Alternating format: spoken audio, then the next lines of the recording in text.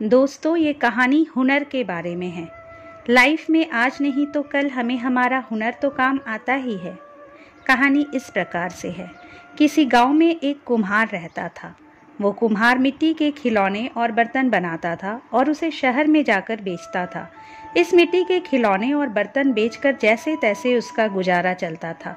एक दिन उसकी बीवी ने उसे कहा कि अब तुम ये मिट्टी के खिलौने और बर्तन बनाना बंद कर दो और शहर जाकर कोई नौकरी ढूंढ लो, क्योंकि अब इससे हमारा गुजारा नहीं होता।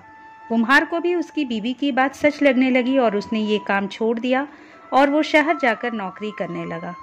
कुम्हार को मिट्टी के खिलौने बनाने का बहुत शौक था, लेकिन वो करता भी क्या। उसे हालात से मजबूर होकर नौकरी करनी पड़ रही थी, लेकिन अभी भी उसका मन मिट्टी के खिलौने बनाने का था। ऐसे ही समय बीतता गया।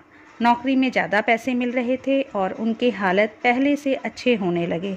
कुम्हार और उनकी बीवी दोनों खुश थे, क्योंकि अब उनका गुजारा अच्छे से हो रहा था।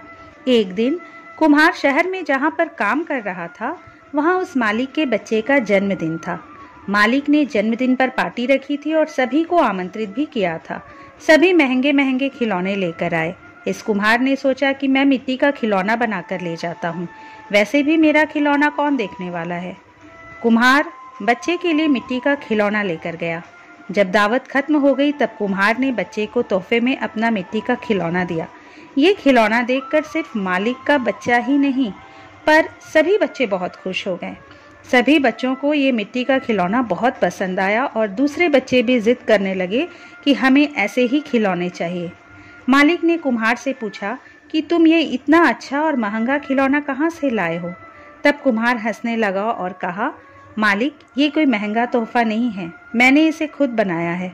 गांव में मैं मिट्टी के खिलौने और बर्तन बनाकर बेचता था और उसी से हमारा गुजारा होता था, लेकिन उससे हमारा घर नहीं चलता था, इसलिए मैं यहाँ पर आकर आपके घर नौकरी करने आया हूँ।